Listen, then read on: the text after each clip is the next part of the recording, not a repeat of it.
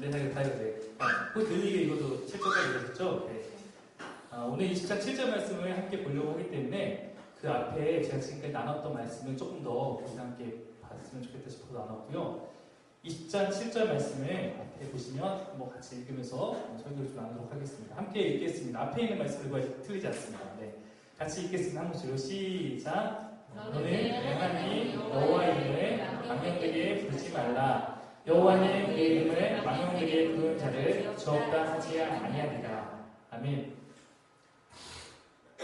여러분이 혹시 만약에 내가 하나님을 위해서 어떤 모습을 가지면 더 신앙생활에 도움이 될까라고 했을 때 한 가지 제가 드릴 수 있는 팁 가운데 하나가 예배 시간에 조금 더 일찍 나와서 만약에 내가 준비할 수 있는 여유가 된다면 왔을 때 그날 본문에 대한 부분을 오늘처럼 읽는 거예요. 먼저 우리가 만약 2시 예배라고 2시에 딱 맞춰면 사실은 우리 사람이기 때문에 하나님께 집중하는 시간이 좀 필요하거든요. 그러면은 이제 찬양을 하면서 서서히 집중하는데 사실은 아시다시피 우리가 찬양은 준비 찬양이 아니잖아요.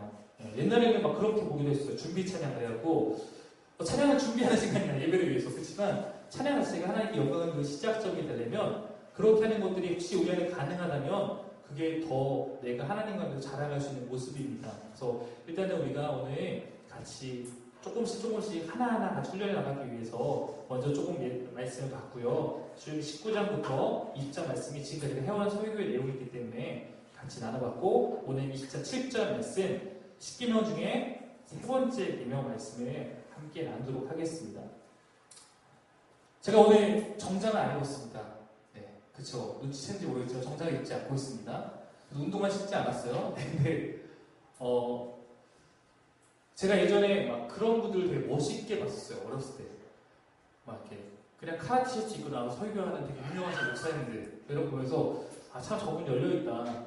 근데 때로는 가운까지 거쳐 입는 것도 필요할 때도 있고 때로는 정장인 것도 필요할 때도 있고 때로는 그런 것도 필요할 수 있다는 생각을 점점 이제 제가 사역을 하면서 해보게 됐습니다. 그렇지만 하나 중요한 거는 본질의 문제라고 생각하기 때문에 제가 오늘 조금 더 여러분하고 더 가까이서 더 경직되지 않은 모습으로 또 나누고 싶은 마음이 있기 때문에 일부러 정장을 입지 않고 조금 편한데 제가 세미 정장 같은 스타일이 없어요. 그래서 최대한 가디건이나 걸쳐 입고 남방을 입고 이렇게 좀 서서 좀 조금 더 편안한 느낌으로 말씀 나누고 싶어서 이렇게 했으니까 이해해 주시기 바랍니다. 하나님의 이름을 함부로 부르지 말라. 이름이 갖는 의미가 무엇이기 때문에 하나님께서 이런 말씀을 하실까 좀 생각해 봐야 합니다. 어디서 보면은 예수 이름을 부르라. 하나님 이름 부르고 하나님 찾을 것을 굉장히 강조하는데 이 말씀에서는 근데 부르는 거에 조심하라고 얘기하고 있기 때문에 이 말씀이 우리한테 궁금증을 가져다 줄 수 있죠. 자, 여러분 각자 이름이 있습니다. 여러분의 이름이 어떤지 사실 제가 하나하나 잘 모르지만 저의 이름이 뭡니까? 정규라는 이름입니다. 강정규인데 저의 이름을 저희 아버지가 지셨어요. 제 이름의 뜻이 뭐냐? 뜻을 전혀 고려하지 않고 졌습니다. 무슨 얘기냐면 제가 규자 돌림이거든요. 제가 규자 돌림인데 제 규자 돌림이 그러니까 규로 들어갈 이름을 짓고 싶은데 정규라는 이름을 먼저 지어놓은 다음에 한자를 갖다 붙인 거예요. 자, 그래서 제가 이런 강정규라는 이렇게 했는데 제가 무슨 정자는 그냥 가장 빨리 찾을 수 있는 정자를 찾으신 것 같아요. 그래서 바른 정자를 쓰고요. 이 규자를 갖다 놓고 그렇게 붙였으니까 아버지도 이 규자가 무슨 규자인지 모르는 거예요. 그래서 저희가 초등학교 때 아버지 아빠 저는 무슨 규자예요? 그러면은 저희 아버지 항상 이렇게 말했습니다. 너는 규자는 쌍토 규자야. 저는 그게 무슨 얘기인지 모르고 맨날 난 발일정이 쌍토규구나 이렇게 알고 지냈는데 중학교 때 어느 날 선생님이 각자 이름을 물어보는데 저한테 이름을 물어보는 거예요. 그래서 전 발일정이 쌍토규를 쓴다 했더니 한자 선생님께서 깜짝 놀라시면서 자기가 알고 있는 규자를 해봤는데 그런 규자가 없는데 나와서 써보라는 거예요. 그래서 제가 이렇게 썼더니 이거 쌍토규가 아니라 이거는 홀규다. 근데 아버지가 왜 쌍토규라고 했냐? 토자가 2개 있으니까 쌍토라고 아버지도 기억하시려고 이게 도대체 뭘까? 그래서 저는 저의 이름은 중학교 가서야 내 진짜 이 한자가 뭔지 알게 됐어요. 근데 그러고 나서 보니까 발을정의 홀규 바르게 홀로 사노라? 왕따인가? 이런 생각을 아무튼 해보게 됐어요. 아무튼 이런 이런 에피소드가 저에게 있었습니다. 사람들이 대부분의 이름을 지을 때 신중하게 지으려고 합니다. 오죽하면 장명소라는 것까지 있지 않습니까? 이름을 지어도 돈을 받아요. 누군가가 만약에 자기의 이름을 더럽히면 명예훼손죄로 고발합니다.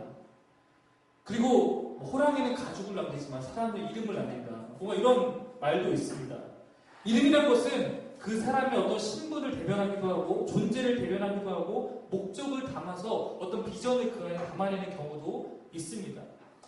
여러분 어떤 제품을 사는데 제가 운동화를 샀습니다. 근데 거기에 나이키가 붙어있느냐 나이스가 붙어있느냐에 따라서 그 가격은 똑같이 생겨도 가격의 차이가 심각하게 달라지죠.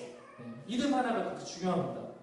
저도 예전에 티를 하나 샀어요. 되게 싸게 샀습니다. 한 10,000원 정도 샀어요. 근데 제 티에는 디스커버리 대신에 디커버리라고 적혀 있었어요. S가 빠져 있었습니다. 네. 근데 잘 입고 다니죠. 아무도 몰라요. 네. 네. 그게 만약에 디스커버리, 테이가 제가 나중에 얘기했더니 깜짝 놀랐다는 게 있는데, 그게 만약에 디스커버리였으면 티 하나에 막 4만, 5만 넘었겠죠. 반팔이어도. 근데 좀 10,000원 주고 샀어요. 디커버리이기 때문에. 네. 성경은 특별히 이름을 굉장히 중요하게 여기고 큰 의미를 부여하는 경우가 참 많아요. 대부분이 그리고 성경은 신기하게 이름대로 됩니다. 그러므로 하나님께서 이따금씩 사람을 만나시면 이제부터 내가 너를 이렇게 부를 거야 라고 하면서 그 사람의 이름을 바꾸시면서 그것이 그 사람의 삶의 전환점이 되기도 합니다.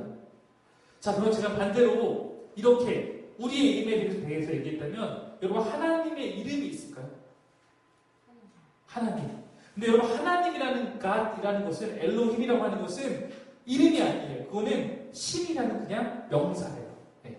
그러니까 우리가 알라를 찾아도 하나님이라고 부를 수 있고요. 흔히 말하는 어느 종류의 신을 찾아도 하나님이라고 부를 수 있고요. 하나님이라고 그냥 모든 신 가운데 하나. 마치 우리가 바로 이랬을 때 그것이 이름이 아니라 그것이 하나님이라는 그 단어는 그냥 나의 신이여 라고 부르는 것과 똑같습니다. 하나님의 진짜 이름, 하나님의 진짜 이름이 성경에 기록되어 있어요. 자, 이렇게 나와 있습니다. 깨졌네요. 이게 끝났네요. 이게, 제가, 제가 그 PPT로 만들어서 드렸던 거 있었는데, 아마 이게 한글 없어서, 폰트가 없어서 깨진 것 같은데, 하나님의 히브리어 글자는, 4글자로 적혀 있는데, 자, 그럼 이걸로 이해가 어려우니까, 다음 거 넘겨주세요. 네. 이건 YHWH. 이게 뭐냐면, 그 하나님의 그 히브리어 단어, 하나님의 히브리어 단어를 알파벳으로 옮기면 이렇게 4글자가 적혀 있어요. 이게 하나님을 이스라엘 사람들이 기록했던 하나님의 이름입니다. 자, 이거를 아까 이게 히브리어든 혹은 이거든 어떻게 읽느냐? 이거를 히브리 사람들은 이렇게만 적어요. 예를 들어서 히브리 사람들이 강정규를 만약에 기록한다면 기역, 이응, 지읒, 이응, 기역 이렇게만 적어요. 그리고 읽을 때는 거기다 모음을 추가해서 읽습니다. 이것이 히브리 사람들의 방법이니까 이렇게 적어도 이걸 원래 정확하게 읽으려면 이걸 모음을 붙여서 읽어야 돼요. 이걸 읽는 방법이 2가지가 있어요. 하나는 여호와, 아니면 하나는 야훼 이렇게 읽는 겁니다. 여호와 혹은 야훼가 하나님의 이름이에요. 히브리어 아까 계산한 글자 말고 히브리어 4글자를 봤을 때도 여호와 아니면 야훼라고 읽어야 됩니다. 근데 여러분 히브리 사람들이 성경에서 그 4가지 단어를 만나면 여호와 야훼라고 읽느냐? 그렇지 않습니다. 그렇게 읽지 않아요. 대신 전혀 다른 말로 있습니다. 다음 PPT는 이렇게 읽어요. 한번 읽어볼까요? 시작. 아도나이라고 읽어요. 분명히 그 사람들이 글을 몰라서가 아니에요. 써있는 거는 아까 여호와하고 야훼를 나타내는 4글자가 써있는데 그 글자 보면 아도나이라고 읽어요. 자, 흔히 우리가 쓰는 말로 말하면 이렇게 표현할 수 있는 건 저희가 축구를 좋아하는 사람들끼리 예를 들어서 축구에서 차범근이라고 적고 전설이라고 읽는다. 이런 표현 하잖아요. 네, 적은 건 전설이라고 읽고 써는 건 차범근이라고 써있지만 전설이 이게 무슨 뜻인지 알죠. 네. 그런 표현하듯이 여호와라고 적어놓지만 아도나이라고 읽어요. 이유가 있습니다. 아도나이는 로드, 주님이라는 뜻이에요. 주님. 아도나이는 주님이라는 단어인데 하나님의 이름을 함부로 부르지 않기 위해서 여호와 야훼라는 단어를 그대로 사용하지 않고 아도나이, 나의 주님이라는 뜻으로 돌려서 말하는 거예요. 그만큼 하나님의 이름을 부른다는 것이 히브리 사람들에게는 굉장히 어떻게 보면은 중요한 문제이고, 하나님이 싫어서가 아니라 하나님 너무나 높고 너무나 귀한 이름이기 때문에 이걸 우리가 함부로 부를 수 없어라고 하면서 이렇게까지 해서 그들이 표현했던 겁니다. 약간 다른 얘기는 하지만 우리나라도 이런 거 잘하죠. 그리고 MB 하면은 아무도 설명하지 않아도 그것이 뭘 의미하는지 다 거의 알지 않습니까?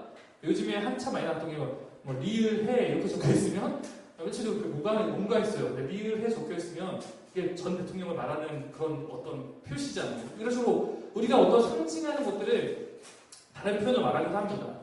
하지만 이제 우리가 지금 그렇게 뭔가 표현하는 것과 히브리 사람들의 마음은 완전 반대죠. 히브리 사람들은 정말 높기 때문에 돌려서 얘기했던 거였어요. 자, 근데 이렇게 아마도 히브리 사람들이 이렇게 표현하게 된 이유 중에 하나는 3계명에 대한 명령을 정말 잘 지키려고 그러지 않았나 생각해 볼 수 있습니다. 하나님께서는 근데 이름 자체를 금지시킨 건 아닌데 분명히 3계명 보면 이렇게 나와 있어요. 망령되게 부르지 마라. 망령되게. 망령되다라는 말이 무엇일까? 제가 초록창에다 찾아봤습니다. 초록창에 찾아보면 국어사전에 망령되다는 이렇게 나와 있어요. 한번 같이 읽어볼까요? 시작! 늙거나 정신이 들어서 말이나 행동이 정상을 벗어난 데가 있다. 네. 즉 하나님을 부르는데 정신없는 사람처럼 횡설수설 아무렇게나 의미 없이 부르지 말라라는 거예요.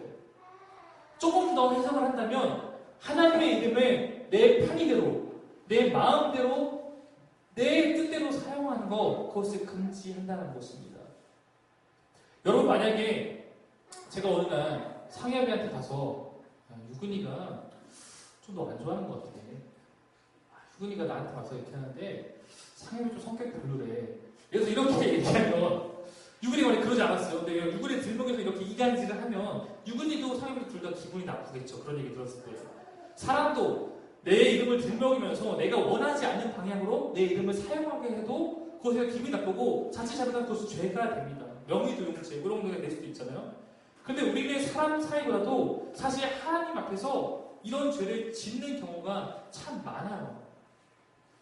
사람은 오히려 못합니다. 왜냐면 바로 반응이 오거든요. 누구니 갑자기 저셔서 제가 언제 그랬습니까? 이러면서 할 말이 없잖아요. 근데 하나님은 내가 뭐 혹시 하나님 이름을 잠깐 들먹여서 다르게 내가 마음대로 사용해도 즉각 반응이 오지 않는 것 같거든요. 제가 경험한 기독교인들이 가장 많이 하나님의 이름을 오용하는 사태를 말하면 이런 것 같습니다. 특별히 기도 응답과 관련해서 있는 이런 경우가 참 많은데 제가 살면서 몇 번 이런 이야기를 직접 보기도 하고 누군가를 듣기도 했는데 뭐 이런 경우 많죠. 남녀 사이에서 기도해보고 하나님께서 자매님이랑 교제하라고 하셨습니다라고 하면서 들이대는 남자들이 실제로 있었어요. 제 주변에. 예를 들어서 다은 자매님 하나님이 기도 중에 나한테 자매님이랑 교제하라고 하셨습니다.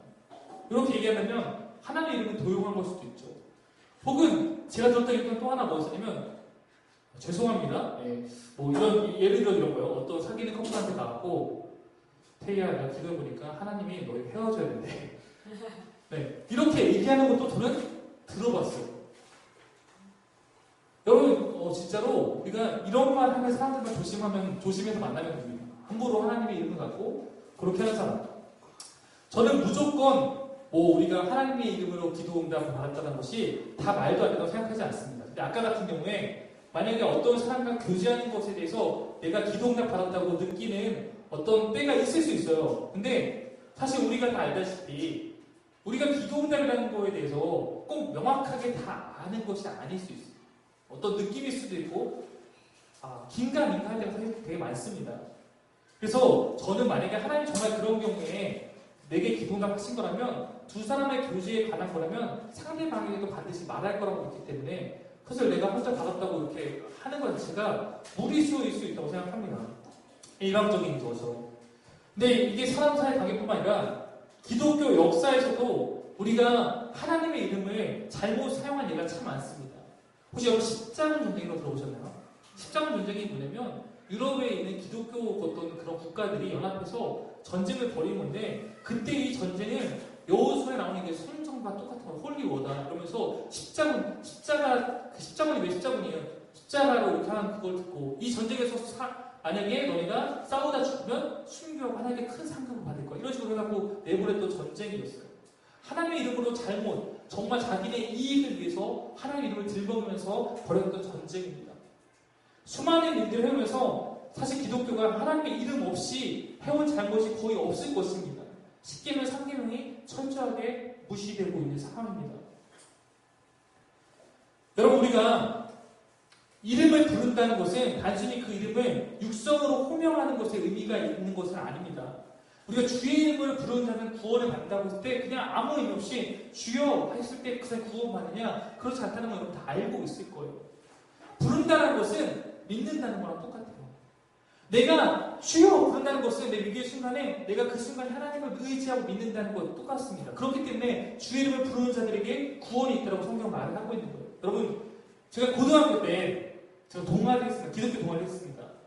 저희 동아리에서 어느 날 이렇게 같이 모여서 회의를 하고 있었는데 그때 회의 때 좀 분위기가 안 좋고 약간 싸우는 분위기가 됐어요. 근데 갑자기 그때 한 친구 얼굴이 굉장히 어두워지더니 갑자기 귀신 들렸다라고 표현할 만한 일이 벌어지기 시작했어요. 막 난동을 피면서 같이 회에다가 막 뒤집어져서 소리를 피우고 소리를 지르고 난동을 피우고 이러기 시작하는 거예요. 막 눈빛이 달라졌어요. 근데 그 사건에 다 좀 솔직히 쫄아서 이거 어떻게 해야 되나 막 이렇게 하고 있고 막 이러고 한쪽에서 찬송가 부르고 있고 막 이러고 있는데 정말 제 친구한테 오지랖이 평소에 좋은 친구 한 명이 일어나서 그 친구를 향해서 정말 우리가 알고 있는 배운 대로 FM대로 귀신을 대적하는 방법대로 내가 예수 이름으로 명하노니 사랑아 물러갔지어라 이렇게 했어요. 근데 아무 일도 일어나지 않았습니다. 왜냐면 이 사람이 진짜 믿음의 선포가 아니라 어쩌면 그냥 자기도 두려운 가운데 그냥 그 방법을 실행한 거에 불과했기 때문입니다. 예수의 이름을 명했다고 해서 그것이 진짜 예수의 이름으로 능력을 행하는 것은 우리의 이름이 부르는 거에 달린 것이 아니라 진짜 그 마음에 달려있는 거기 때문에 그렇습니다. 여러분, 사실 교회라는 공동체 안에서, 기독교 공동체 안에서 하나님의 이름을 잘못 사용하거나 내 편의대로 사용하는 죄를 가장 짓기 쉬운 사람은 어쩌면 목사일 겁니다. 저 또한 그런 잘못을 알게 모르게 해왔는지도 모릅니다. 하나님의 이름으로 뭔가를 한다고 늘 말을 하지만 사실 그것에 내 뜻과 내 의지가 담겨있는 것도 저는 있었지 않았나 생각도 해봅니다. 누군가 이런 말을 했습니다. 하나님의 일을 하고 있다고 해서 여기 닫아주세요. 네, 닫아주세요. 하나님의 일을 하고 있다고 해서 다 하나님의 뜻이 아니다. 우린 가끔씩 나는 하나님의 일을 하고 있으니까 다 하나님의 뜻일 거야 라고 생각할 때가 있어요. 그러나 그렇지 않을 수 있습니다. 오늘 설교의 말씀과 연결시켜본다면 하나님의 이름으로 한다고 해서 다 하나님의 뜻은 아닐 수 있다. 우리는 이것을 기억해야 돼요. 우리는 교회에서 수없이 하나님의 이름을 부르고 내세우고 합니다. 그러면서 우리가 하고 싶은 일을 할 때가 많습니다. 하나님의 이름이 그냥 내가 하고 싶은 것의 포장지이자 명분인 경우가 있습니다. 제가 이번 주간에 주일 설교를 준비하면서 좀 먼저 이 말씀 앞에 저를 세워보는 시간을 갖게 됐습니다. 다시금 저를 돌아보게 됐어요. 제가 이번 주간에 고민하게 되었던 부분은 우리 사김의 교회의 신앙교육에 관한 부분이었습니다. 아시다시피 저는 가르치는 것을 좋아하고 그것이 하나님이 제게 주신 달란트라고 여기는 사람입니다. 제가 그래도 가끔씩이나마 여기저기 강의를 다니거나 설교를 하는 것도 어쩌면 제가 갖고 있는 그 달란트가 사용되는 현장들일 거라고 생각합니다. 그래서 제가 목회하는 교회를 하게 되면 말씀 앞에 깊이 심겨진 공동체를 만들고 싶은 게 제 꿈이고 제 비전이었습니다. 우리가 지금 함께 모여서 예배한 지 3달 조금 넘게 됐습니다. 주변에 먼저 개척한 교회들의 모습을 가끔씩 이렇게 모델 삼으려고 볼 때가 있는데 다른 교회들이 잘하고 있다고 보여지는 부분을 보면서 제 마음 가운데 조금 조바심이 생길 때가 있었습니다. 한편으로는 우리는 너무 아무것도 안 하는 거 아닌가? 라는 고민도 들게 되었어요. 제가 우리 교회를 데리고 우리 교회 교인들과 함께 가고 싶은 방향이 생긴 것입니다. 이런 공동체였으면 좋겠다. 그 방향이 옳고 하나님의 뜻이다라고 여기면서 이런저런 시작을 해보면 어떨까라는 생각을 지난 주간, 이번 주간 계속 해오고 있었습니다. 하나님 앞에 정말로 좋은 공동체가 되는 그 꿈이, 그 방향이 지금도 틀렸다고 생각하지는 않습니다. 근데 오히려 하나님께서 이번 한 주간 제게 보게 하신 것은 속도입니다. 공동체가 함께 동행하기 위해서 두 가지가 같아야 합니다. 하나는 방향이 같아야 됩니다. 방향이 같아야지 동행을 할 수 있고, 두 번째는 속도가 같아야 합니다. 함께 속도를 발맞추어 가지 않으면 동행은 불가능할 것입니다. 여러분이 느끼실지 모르겠지만 저는 기본적으로 보폭이 큰 사람입니다. 저는 마음 먹으면 즉각 하려고 굉장히 노력하는 사람입니다. 그러는 마음에 앞서서 제가 잘 살피지 못했다라고 느끼는 것이 있다면 사귐의 교회 한 사람 한 사람의 상태입니다. 하나님께서 가장 우리 가운데 원하시는 것은 공동체가 함께 동행하는 것입니다. 때로는 누군가 밀어주고, 때로는 뒤에서, 또 때로는 앞에 당겨주고 해야 하겠습니다. 그 안에서 가장 우리가 공동체가 배려해야 될 사람, 배려받아야 할 사람이 있다면 연약한 자입니다. 여기서 연약한 사람이라는 것은 신앙적으로 가장 버겁고 신앙적으로 가장 큰 부담을 갖고 있는 사람일 것입니다. 아시겠지만 우리 사귐의 교회 안에는 성도들 안에 편차가 있습니다. 어떤 분들은 제가 보더라도 많이 성숙하신 분들이 있고, 어떤 분들은 사실 교회에 나오는 것 자체가 아직 익숙하지 않고 어려운 사람도 있을 것이고, 아마 그렇게 받아왔을 때 가장 아직 이것에 대해 익숙하지 않고 어려운 사람은 유근이가 될 수도 있겠죠. 사실 저희 교회에 속해 있는 많은 사람들이 아직 정말로 하나님에 대해서 마음은 있으나 쉽게 받아들이기 어려운 그런 상태에 있는 사람이 참 많습니다. 사귐의 편지나 대표 기도 같은 것도 때로는 부담이 된다는 이야기를 이번 주간에 듣게 되었었는데, 거기에 몇 가지를 더 추진해 나가는 교육들은 더 큰 부담이 되겠다라는 생각을 하게 되었습니다. 교회가 교육하는 것, 교회가 신앙적으로 누군가 양육하는 것 굉장히 중요한 가치입니다. 하지만 무언가를 하는 것보다 더 우리 가운데 본질적으로 중요한 것은 한 사람 한 사람을 돌보고 소중히 여기는 것이다. 저는 이번 한 주간 말씀을 보면서 조금 되돌아보게 됐습니다. 그래서 제가 이번 주를 지내면서 좀 더 우리가 머물고 좀 더 사람을 살피면서 함께하는 것, 이거에 대해서 다시금 더 소중하게 여기는 마음이 필요하겠다. 예수님이라면 어떻게 하셨을까 생각했습니다. 제자들과 만난 지 3개월 됐을 때 예수님은 그들 데리고 뭘 하고 싶어 하셨을까? 저는 예수님이라면 그들과 함께 더 공동체를 만들고 그들 한 사람 한 사람을 더 사랑해주는 것에 힘쓰지 않았을까라는 생각을 해봤습니다.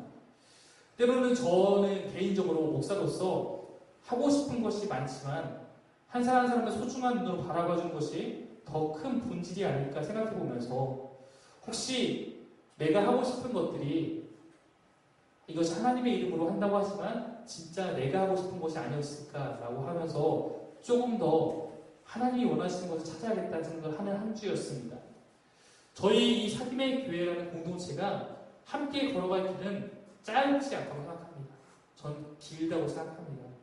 제가 첫 예배 설교 가운데 혹시 함께 나왔던 걸 기억할지 모르겠지만, 제가 이 교회 시작하면서 가장 먼저 된 바람이 있다면 10년 후에도 함께 예배할 수 있는 공동체가 되는 것입니다.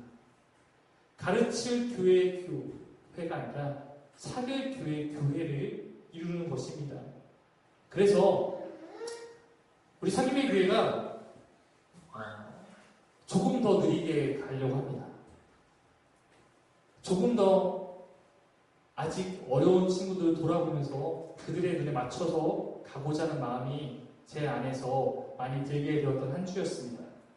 우리가 하나님의 이름을 걸고 하는 모든 것이 다 선해 보이지만, 혹시 그 안에서 꿈틀대는 것이 내 의지거나 혹은 어떤 하나님 원하시지 않는 것들이라면 그 또한 버려야 할 것에 지나지 않을지도 모릅니다.